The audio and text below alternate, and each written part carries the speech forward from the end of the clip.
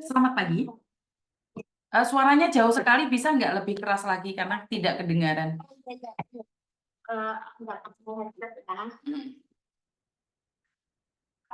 Ini boleh coba nggak? Sudah saya angkat berarti boleh dong. Tapi ingat, Miss Yuni lagi live.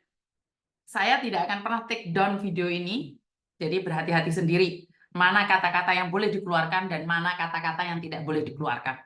Silakan. Tuh, ngomongin.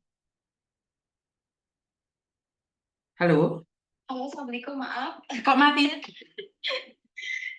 Oke, ingat ya, karena Miss Yuni lagi live. Saya kalau sudah live, saya tidak mungkin take down video ini karena ini sudah 1 jam lebih. Ada kata-kata yang boleh dikeluarkan dan ada kata-kata yang tidak boleh dikeluarkan. Silakan disaring karena saya tidak akan memotong-motong videonya. Terima kasih. Nggak, saya paham.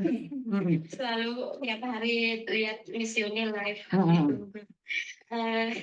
Ini boleh curhat nggak, Miss? Boleh. Tentang Handfree-nya jangan ditiup, sayang. Kamu pakai handfree atau? enggak. Oke, siap. Oke, terus? Ya, boleh curhat nggak, Miss, masalah tentang kan anak, keluarga gitu? Karena saya kan nggak jarang kirim uang ke anak karena anak itu ikut sama mantan suami ya. Karena saya cerai itu dari tahun 2009 sampai sekarang saya kerja di Hong Kong, baru 1 kali pulang Indonesia tahun 2015. Dan setelah itu kan anak saya masih umur 2 tahun setengah saya tinggal.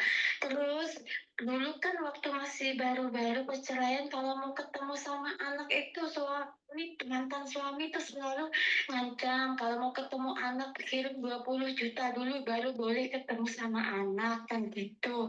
Terus aku mikir kalau kayak gitu aku dimanfaatin dong. Terus aku kan nggak pernah yang namanya telepon anak lagi kan selama masih panas lah suasananya. Nah sekarang anak, singkat cerita ya Miss ya, sekarang anak kan udah usia 20 tahun Miss. Nah dia kan kerja di Indonesia, aku kan suruh dia kuliah gitu, tapi dia nggak mau, bilangnya kasihan ibu biayain karena kerja di Hong Kong itu sudah lama, kasihan kalau untuk biayain kapan pulangnya, katanya gitu. Enggak apa-apa, ibu masih kuat biayain kamu kuliah asal bener-bener gitu kan kuliah. Ibu nggak apa-apa, yang penting kamu jadi orang sukses gitu, jangan kayak ibu jadi TKW, aku bilang gitu.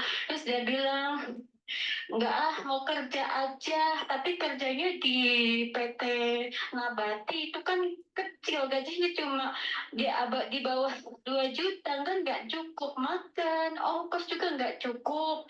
Terus dia minta beliin motor, minta beliin ini itu.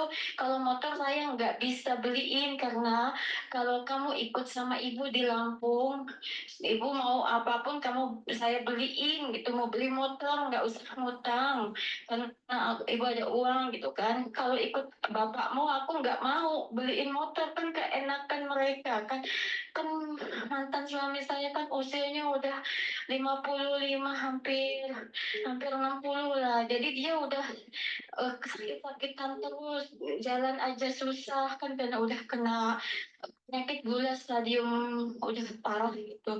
Jadi aku tuh kalau kirim uang ke anak itu nggak mau, kalau suruh biayain mantan terus gitu kan. Jadi aku serba salah, anak dia butuh makan, suami bapaknya juga nggak bisa kerja, kalau makan itu kan dia nggak pernah cuma dikasih orang baru ada makan gitu kan. Terus ya dari dulu males kerja, itu sebabnya aku minta cerai kan dulu tahun 2009 itu. Terus sampai sekarang dia malah nggak kerja ya kayak gitu, makannya hari itu aja dikasih orang gitu kan, ngandelin kakak-kakaknya. Jadi aku nggak mau kan punya suami kayak gitu, tapi anak saya kan selalu nyalahin aku, lebih sayang sama bapaknya. Dia nggak mau ninggalin dan nggak mau tinggal sama saya di Lampung gitu kan dia di Cirebon. Nah, habis itu kan bingung saya serba salah. Dulu kan aku mau ikut mertua. Dulu kan gaji gaji waktu masih suami yang masih kerja nyupir, dia mantan suamiku kerjanya cuma nyupir. Selain itu nggak mau ngerjain kayak dulu jualan apa gitu, nggak mau, cuma supir gitu. Kalau ada yang nyuruh ada makan, nggak ada, ya udah dia tidur gitu di rumah, nggak mau cari kerjaan lain. Aku kan jadi nggak mau kayak gitu suami, jadi ya udah aku pilih cerai aja. Terus habis itu dan sekarang tiap gajian itu dulu yang nih waktu suami masih kerja di PT itu gaji semua ke mertua. Saya cuma dijatah sebulan itu, cuma dijatah dari mertua, beli baju lebaran semua mertua, diatur sama mertua kan. Sedangkan dia kan perlu, ya nggak, kalau ada masalah gitu saya nggak pernah didengar sama suami, siapa yang disalahin. Seneng nggak seneng sama mertua kan, kata dia bilang gitu, susah seneng makan nggak makan sama mertua. Ya aku nggak mau kayak gitu. Kalau udah rumah tangga kan beda lagi gitu kan. Pokoknya masalah sampai saya diusir kan, satu rumah itu mertua sama kakak ipar kan kumpul semua satu rumah.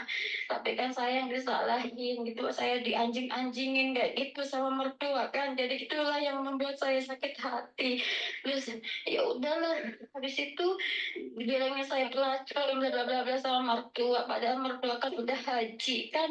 Terus habis itu ya sekarang saya bingung, anak juga kurang jajan. Saya mau mikir ngirim banyak tiap bulan ya, keenakan mantan suami nggak ada kerja makan.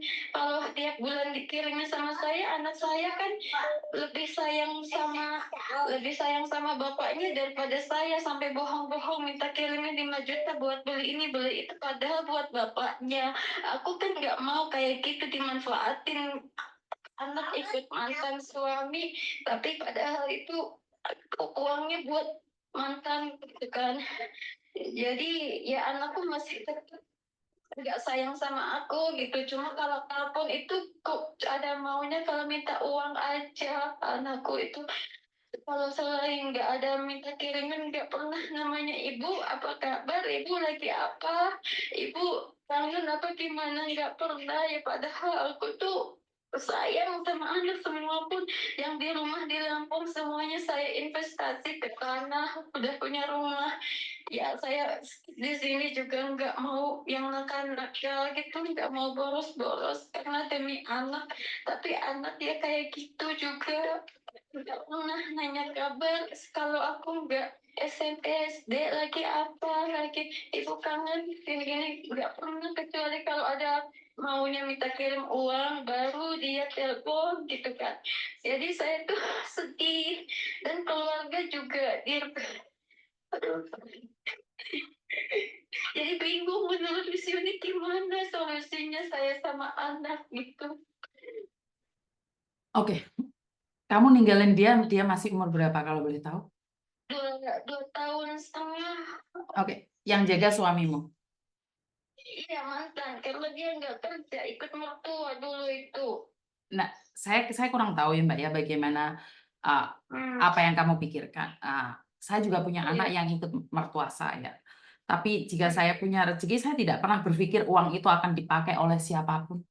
Karena saat kita memberikan dengan ikhlas, Tuhan akan gantikan lebih banyak lagi. Karena bagaimanapun tanggung jawab mertuamu untuk membesarkan anakmu itu tidak mudah. Jadi tidak bisa dengan digaji 1 juta, 2 juta, ataupun 5 juta. Kasih sayang itu tidak bisa dibeli. Sementara anakmu pasti tahu, punya ibu merantau di luar negeri, ditinggal dari kecil. Jika dia bisa beli kasih sayang, dia akan beli kasih sayangmu. Tapi kan dia sudah umur 20 tahun, dia kan bisa buka buku bank sendiri. Kan kamu bisa ngasih ke dia langsung.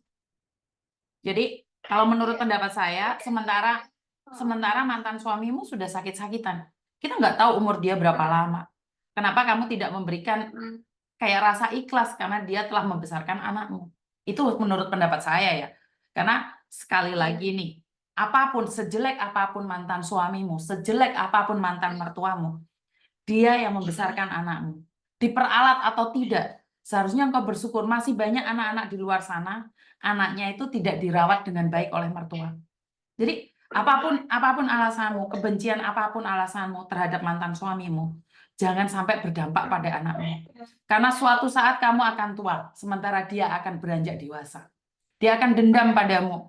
Jangan salahkan seorang anak jika tidak bisa mengabdi pada ibunya. Karena saat membiayai hidup anak dari kecil sampai besar, selalu diungkit-ungkit.